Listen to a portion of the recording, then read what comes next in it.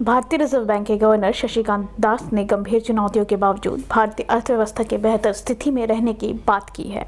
BOB annual banking conference को आज संबोधित करते हुए आरबीआई गवर्नर शक्तिकांत दास ने कहा कि गंभीर वैश्विक परिदृश्य के बीच भारतीय अर्थव्यवस्था अपेक्षाकृत बेहतर स्थिति है।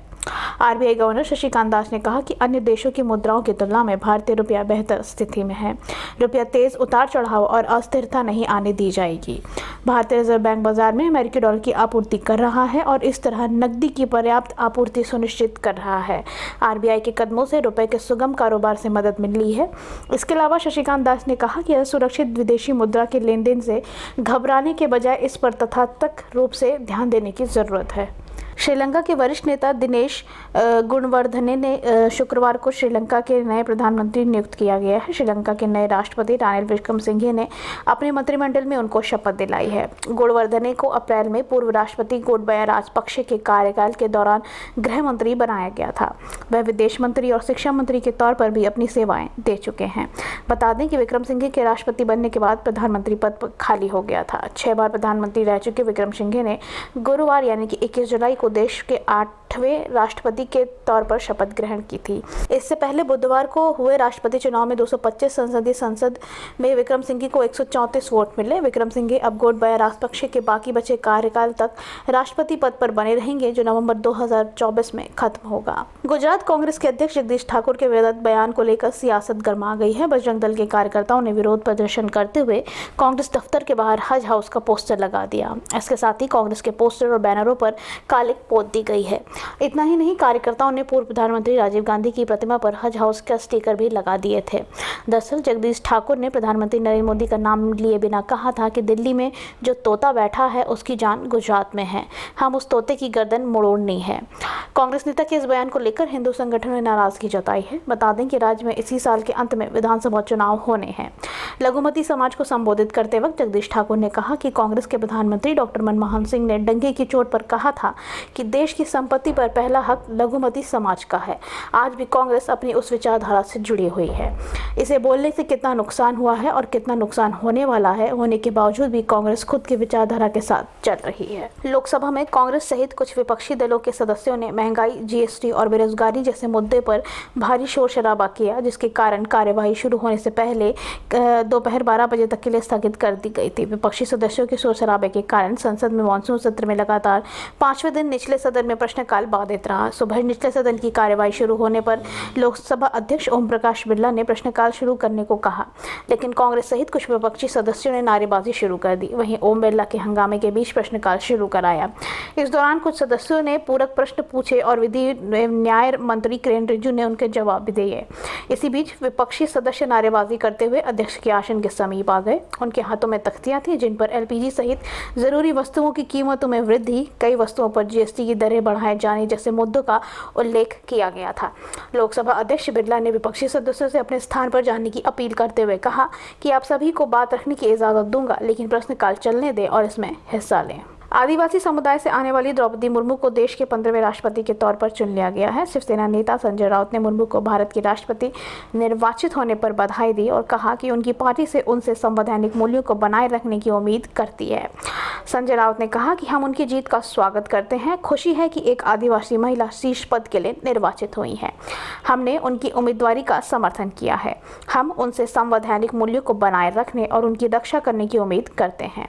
बीजेपी के नेतृत्व वाली राष्ट्रीय जनतांत्रिक गठबंधन की उम्मीदवार मुर्मू ने बृहस्पतिवार को विपक्षी दलों के उम्मीदवार यशवंत सिन्हा को हराकर एक तरफा मुकाबले में भारत के आदिवासी समुदाय से पहले राष्ट्रपति निर्वाचित होकर इतिहास रच दिया था।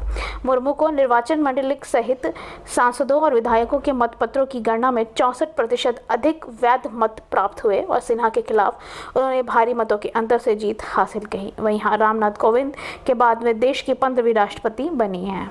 दिल्ली के उपराज्यपाल वी.के. सक्सेना ने मुख्यमंत्री अरविंद केजरीवाल के नेतृत्व वाली सरकार की आबकारी नीति 2021-22 में नियमों के उल्लंघन तथा प्रक्रियागत खामियों को लेकर इसकी केंद्रीय अन्वेषण ब्यूरो से जांच कराए जाने की सिफारिश की है। अधिकारियों ने बताया कि दिल्ली के मुख्य सचिव इस महीने की शुरुआत में सौंपी गई रिपोर्ट के आधार पर सीबीआई जांच की सिफारिश की गई है।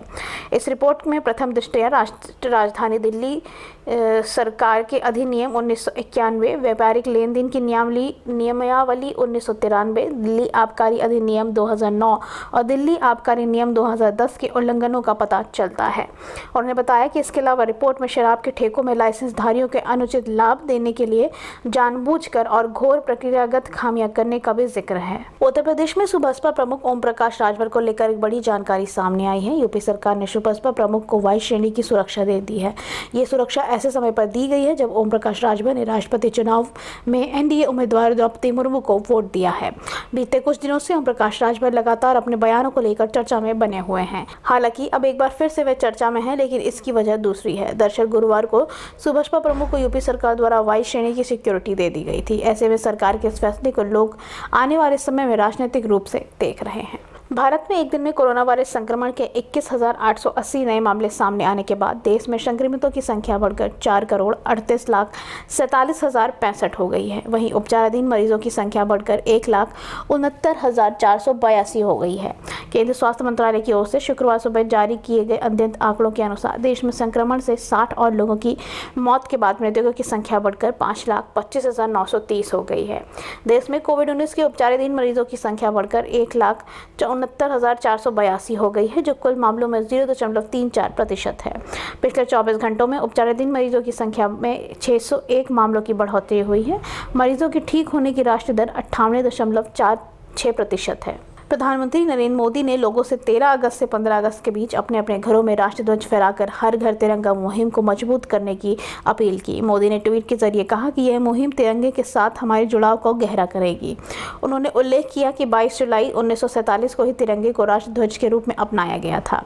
प्रधानमंत्री ने कहा कि हम आज उन सभी लोगों के साहस और प्रयासों को याद करते हैं जिन्होंने उस समय स्वतंत्र भारत के लिए एक ध्वज का स्वप्न देखा था, जब हम असैनिक शासन के खिलाफ लड़ रहे थे। हम अपने सपने को पूरा करना है और उनके सपनों को भारत का निर्माण करने की प्रतिबद्धता को दोहराते हैं। उन्होंने कहा, इस साल जब हम आज़ादी का अमृत महोत्सव मना रहे हैं तो आइए हर घर तिरंगा आंदोलन को मजबूत करें। 13 अगस्त से 15 अगस्त के बीच अपने घरों में तिरंगा फहराएं या प्रदर्शित करें। यह मुहिम राष्ट्रीय ध्वज के साथ अपने जुड़ाव को गहरा करेगी। देश को उसकी 15वीं राष्ट्रपति द्रौपदी मुर्मू के रूप में मिल गई है। कई सांसदों और विधायकों के बीच क्रॉस वोटिंग की गई है, जिस वजह से मुर्मू ने जीत हासिल की। लेकिन अब कांग्रेस अपने उन विधायकों पर एक्शन लेने वाली है जिसने क्रॉस वोटिंग की है। दरअसल गुजरात में कांग्रेस पार्टी के कम से कम 7 विधायकों ने राष्ट्रपति चुनाव में राजग की द्रौपदी मुर्मू के पक्ष में कथित तौर पर क्रॉस वोटिंग की है। वहीं राज्य से 121 वोट हासिल करने वाली मुर्मू को बीजेपी से 111, राकपा से 1, भारतीय ट्राइबल पार्टी से 2 और कांग्रेस की ओर से 7 वोट मिले हैं। जबकि विपक्ष के उम्मीदवार यशवंत सिन्हा जिन्होंने 64 वोट हासिल किए हैं, उन्हें कांग्रेस के 63 और निर्दलीय विधायक जिगेश मेवानी का 1 वोट मिला है।